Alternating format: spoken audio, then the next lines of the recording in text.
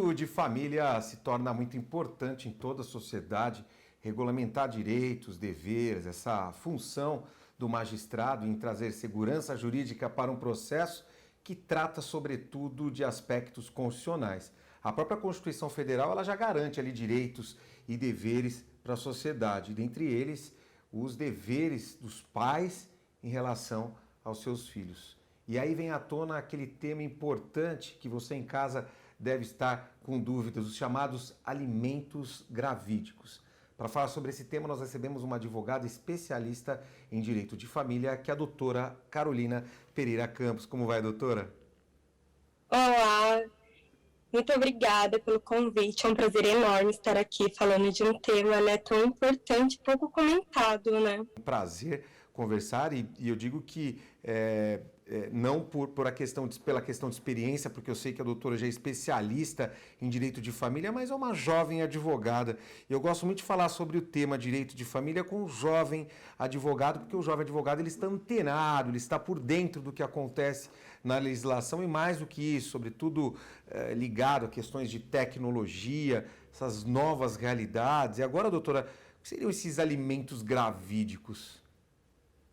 Então, os alimentos gravídicos, embora o nome seja bem diferente, né, pouco comentado, como eu já havia dito, são alimentos prestados a mulheres gestantes. Alimentos para ajudar a suprir as necessidades nesse período aí da gravidez. Embora nossa legislação ela não prevê, né, um direito para o nascituro, mas a lei de alimentos gravídicos está ali para suprir o direito da mulher grávida ali, ajudar ela nesse período de gestação. Esses alimentos gravídicos vamos colocar assim, seria um direito da criança, ou eu não sei se o termo seria criança, mas daquele ser que ainda não respirou efetivamente, não veio ao mundo e respirou. Será que seria isso? Porque, lógico, ele respirou, mas dentro do ventre materno, dentro da barriga da mãe. Agora, ele, na verdade, ainda não, porque dizem que o cidadão ele só adquire direitos a partir do momento que ele respira, não é isso? Que ele vem ao mundo e respira. Isso, na verdade, é um direito da mãe, não do bebê ainda. Inclusive, o artigo 1º da lei diz isso, que é um direito da mulher gestante. Então, o nosso código, né, nossa legislação não prevê direito para o nascituro, embora essa lei seja para que esse bebê nasça saudável. Quando que ele pode ser solicitado, esses chamados alimentos gravídicos? E por quem é solicitado? É pela mãe, pelo representante?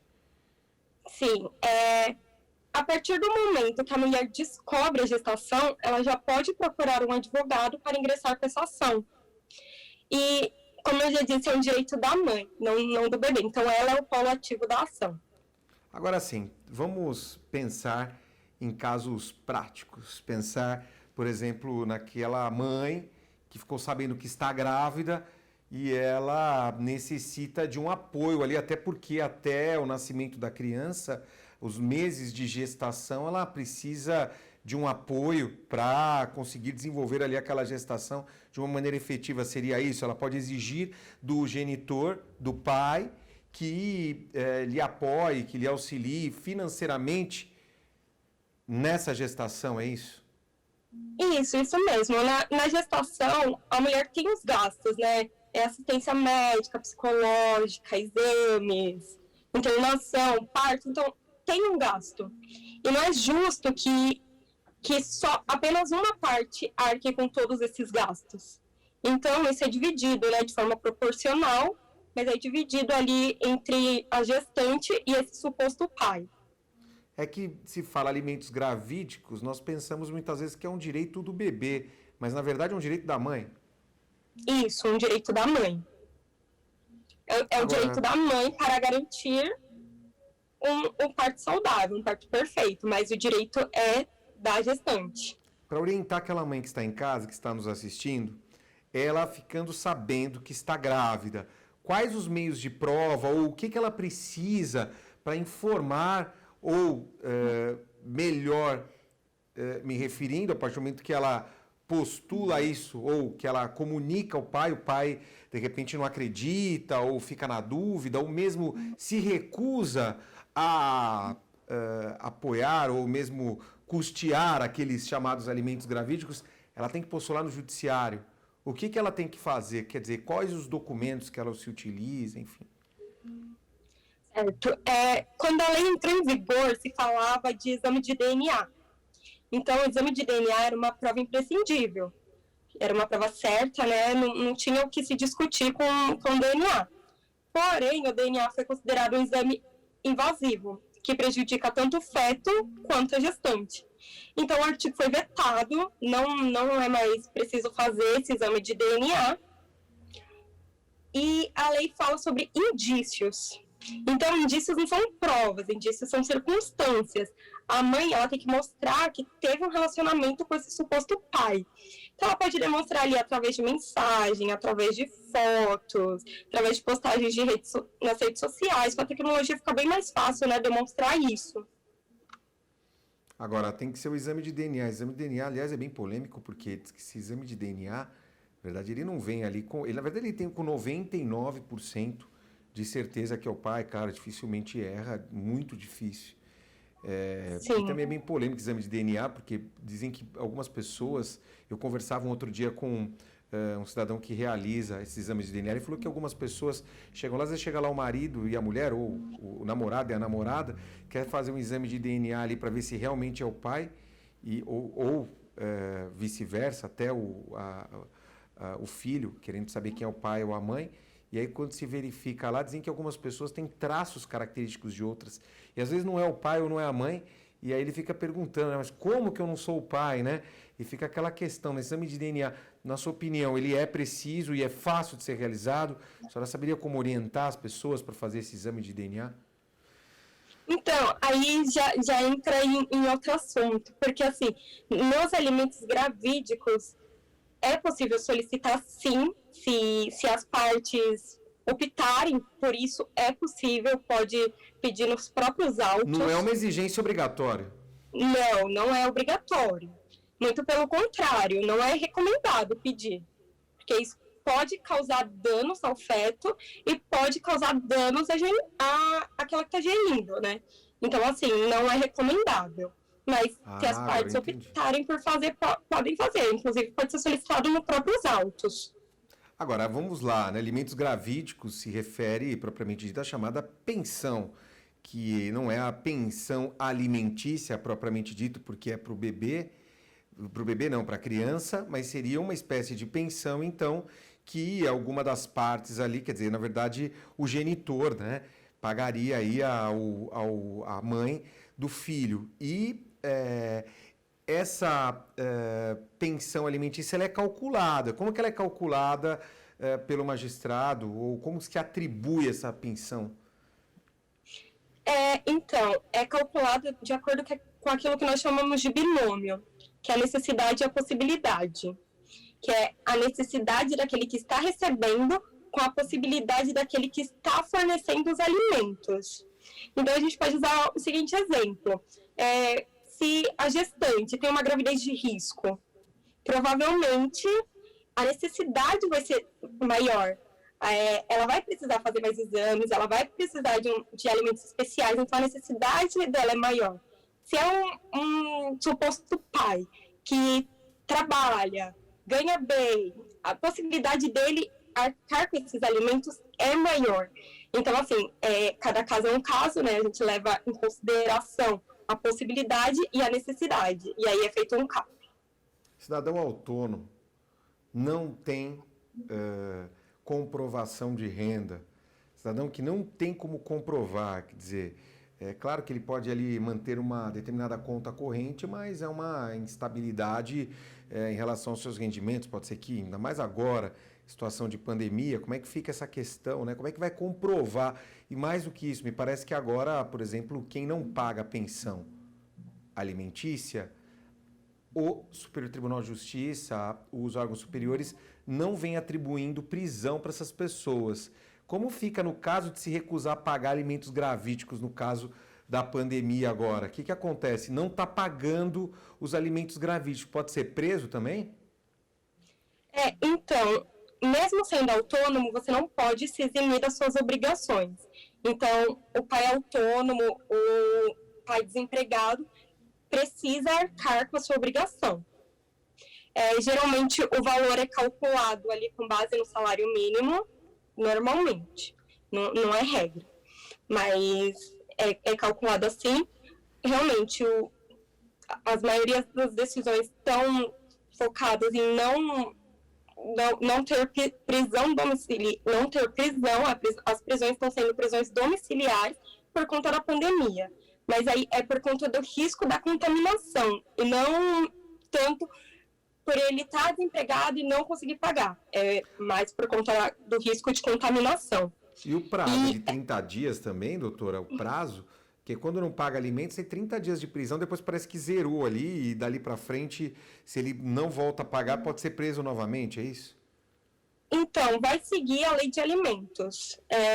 Tudo que está falando ali na lei de alimentos segue aqui na lei de alimentos gravídicos. O pai não arcando com as suas obrigações gera, sim, uma dívida alimentar. É possível a execução. É possível a execução tanto na prisão como penhora e todas as formas coercitivas que estão ali descritas na lei de alimentos. É possível aqui na lei de alimentos gravídicos também. Agora nasceu o filho, acaba o direito? E aí, sucessivamente, ele deveria pagar alimentos para o menor. Na verdade, e aí eu já trago também mais uma pergunta prática. A mãe que está recebendo... Então, assim, a primeira questão é a questão de se quando nasce, acabam os alimentos gravídicos. Segunda questão nasceu a criança, se ela quiser alimentos para esse menor... O pai que muitas vezes não convive com a criança quase, ou que não mora com a mãe, ou tem ali a mãe tem a guarda unilateral, ou mesmo compartilhada. Como é que fica essa questão da pensão? Tem que entrar de novo no judiciário e pedir, olha, agora eu quero alimentos, ou dá para converter? O que faz na prática?